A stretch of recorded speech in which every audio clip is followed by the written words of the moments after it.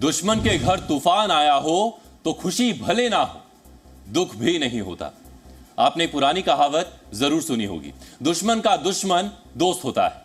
अर्थशास्त्र के रचयिता कौटिल्य, जिन्हें आप चाणक्य के नाम से भी जानते होंगे, उनका ही कहना था कि अगर आपके दुश्मन का कोई दुश्मन है तो वो आपका स्वाभाविक मित्र होता है। आजकल भारत को उनका एक स्वाभाविक मित्र मिल गया है, उसका नाम है अज्ञात। वैसे तो अज्ञात कोई नाम नहीं होता, लेकिन पाकिस्तान और कनाडा जैसे देशों में आजकल इन अज्ञात का बड़ा खौफ है। वजह यह है कि भारत विरोधी लोगों को ये अज्ञात कब मारकर चले जाते हैं, किसी को कुछ पता नहीं चलता। पिछले कुछ महीनों से पाकिस्तान में चुन चुनकर आतंकियों और उनके सरगनाओं का सफाया हो रहा है। इनको मारने वालों में अज्ञात हमलावर बताए जा रहे हैं। ये जो अज्ञात हमलावर हैं, ये कहां से आते हैं, किसको मारेंगे, कहां छिप जाएंगे, इसके बारे में ना पाकिस्तान में किसी को पता है, ना ही कनाडा में पता चला। पिछले वर्ष जून में खालिस्तानी आतंकी हरदीप सिंह निज्जर की हत्या कर दी गई थी। इसकी हत्या में भी अज्ञात हमलावरों का नाम सामने आया था। ये अज्ञात हमलावर कौन से थे, कहां से आए थे, किसके इशारे पर निज्जर को मारा, ये अज्ञात हमलावर कहां चले गए, इसके बारे में कनाडा सरकार को भी फिलहाल कुछ नहीं पता है। कनाडा ने उस वक्त चीख चीख कर भारत पर इस हमले का दोष डालने की कोशिश की थी। इसको लेकर कनाडा सरकार ने कई झूठ भी बोले, लेकिन इस हमले का भारत से कनेक्शन को लेकर ना कोई सबूत मिला, ना ही कोई गवाह। ऐसे में भारत ने कनाडा सरकार को सख्त हिदायत देकर आगे से ऐसे झूठे आरोप ना लगाने के लिए कहा था। इस तरह के अज्ञात हमलावरों से पाकिस्तान भी डरा हुआ है। कल लाहौर में अंडरवर्ल्ड डॉन अमीर सरफराज को कुछ अज्ञात हमलावरों ने गोली मार दी। सरफराज वही आदमी है जिस पर पाकिस्तान की जेल में सरबजीत सिंह की हत्या करने का आरोप था। वर्ष 2013 में पाकिस्तान की कोट लखपत जेल में भारतीय नागरिक सरबजीत सिंह की हत्या कर दी गई थी। सरबजीत पर पाकिस्तान ने जासूसी का झूठा आरोप लगाया था। यह आरोप पाकिस्तान कभी साबित नहीं कर पाया। पाकिस्तान पर सरबजीत सिंह को जेल से रिहा करने का अंतरराष्ट्रीय दबाव था। इसको देखते हुए आईएसआई के इशारे पर सरफराज ने ही अपने साथियों के साथ मिलकर सरबजीत सिंह की जेल में ही हत्या कर दी थी। आपको जानकर हैरानी होगी कि वर्ष 2018 में सरबजीत सिंह की हत्या के 2 आरोपियों को सबूतों के अभाव में छोड़ दिया गया था। इन 2 आरोपियों में अमीर, सरफराज और मुदस्सर थे। जेल में हुई हत्या के इस मामले में किसी ने भी गवाही नहीं दी थी। आपको यहां बताना जरूरी है कि पंजाब का सरबजीत सिंह 1990 में गलती से सीमा पार करके पाकिस्तानी सीमा में चला गया था, जिसके बाद पाकिस्तान ने सरबजीत सिंह को भारतीय जासूस बताकर बंधक बना लिया था। करीब 23 साल तक पाकिस्तानी जेल में रहने के बाद जब सरबजीत सिंह को रिहा करने का समय आया तो आईएसआई ने जेल में ही सरबजीत सिंह की हत्या करवा दी। सरबजीत सिंह के हत्यारे और आतंकी सरफराज के मारे जाने की खबर ने भारत में कई लोगों को राहत दी है। बहुत सारे प्रयास किए गए थे जब पापा जेल में थे, और जब उनकी मृत्यु भी हुई उसके बाद भी हमने बहुत कोशिश की थी कि इसको इंटरनेशनल लेवल पे उठाया जाए कि उनकी हत्या आखिरकार कैसे की गई। जैसे कि जबकि वो एक हाई सिक्योरिटी जेल के अंदर थे, एक सॉलिटरी कन्फाइनमेंट में, ऐसी जगह पे जाना किसी आम कैदी जो बाकी वहाँ पर रह रहे थे उनके बस की बात नहीं थी, बिना के अथॉरिटीज़ के वहाँ मिली भुगत के। तो ये अभी भी मैं चाहती हूँ कि इसका ये, जैसा कि मुझे कल भी पूछा गया था कि आपको लगता है कि इंसाफ हुआ है, बल्कि मैं ये सोचती हूँ ये इंसाफ नहीं हुआ है। इंसाफ तब होता है अगर दुनिया के सामने इनका चेहरा बेनकाब होता। सरबजीत सिंह के हत्यारे की गोली मारकर की गई हत्या से रणदीप हुड्डा भी खुश हैं। रणदीप हुड्डा ने एक ट्वीट करके अपनी खुशी जाहिर की है। उन्होंने अज्ञात हमलावरों का शुक्रिया अदा किया है जिन्होंने एक मासूम भारतीय की जेल में हत्या की थी। अपने ट्वीट में रणदीप हुड्डा ने लिखा है, कर्म, धन्यवाद अज्ञात व्यक्ति, बहन दलबीर कौर को याद कर रहा हूं, स्वप्नदीप और पूनम को स्नेह भेज रहा हूं। आज शहीद सरबजीत सिंह को न्याय मिला है। आपको बता दें कि रणदीप हुड्डा ने सरबजीत सिंह पर बनी फिल्म सरबजीत में लीड रोल किया था।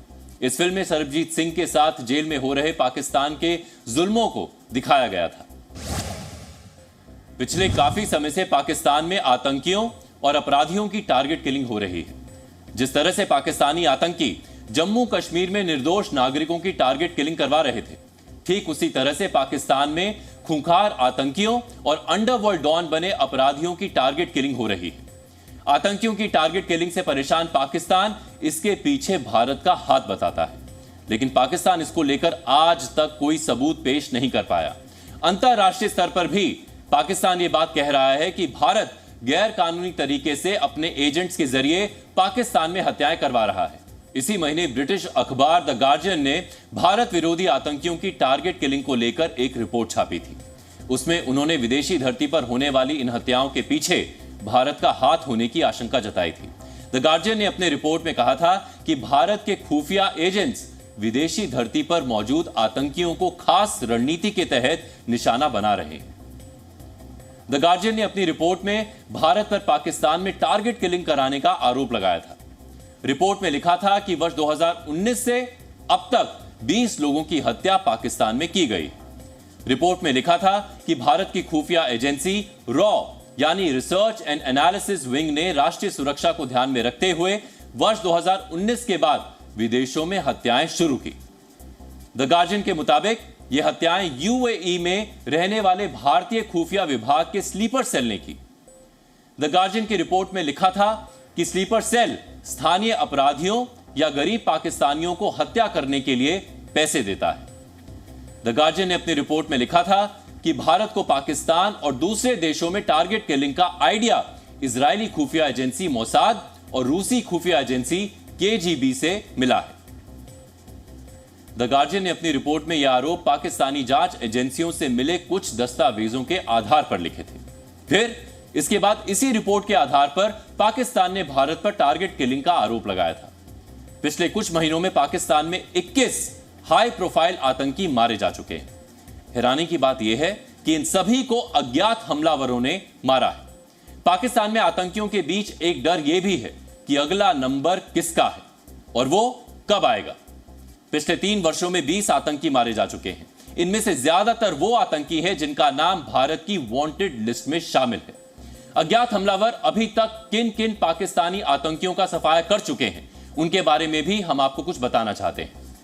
अप्रैल 2024 में अंडरवर्ल्ड डॉन अमीर सरफराज को लाहौर में गोली मार दी गई। फरवरी 2024 में आतंकी संगठन अल बदर के कमांडर सैयद खालिद रजा को कराची में मार दिया गया। फरवरी 2023 में एजाज अहमद अहंकर को काबुल में मार दिया गया। एजाज अहमद भारत में आईसिस को शुरू करना चाहता था। यह अल कायदा के संपर्क में भी था। फरवरी 2023 में हिजबुल आतंकी बशीर अहमद को रावलपिंडी में गोली मार दी गई थी। मार्च 2023 में आतंकी सैयद नूर शालोबर को खैबर पख्तूनख्वा में मार दिया गया। इसे कश्मीर में आतंकवाद फैलाने का काम दिया गया था। मई 2023 में खालिस्तानी आतंकी परमजीत सिंह पंजवार को लाहौर में मार दिया गया। सितंबर 2023 में लश्कर कमांडर रियाज अहमद को रावलपिंडी में मार दिया गया। अक्टूबर 2023 में जैश कमांडर शाहिद लतीफ को सियालकोट में गोली मार दी गई थी। इसे पठानकोट हमले का मास्टरमाइंड माना जाता है। नवंबर 2023 में कट्टरपंथी मौलाना रहीमुल्लाह को औरंगी टाउन में मार दिया गया। रहीमुल्लाह भारत विरोधी तकरीरें करके लोगों को भड़काता था। नवंबर 2023 में लश्कर आतंकी मियां मुजाहिद को कराची में किडनैप किया गया। फिर कश्मीर बॉर्डर पर उसका सिर मिला था। दिसंबर 2023 में आतंकी अदनान अहमद को कराची में मार दिया गया।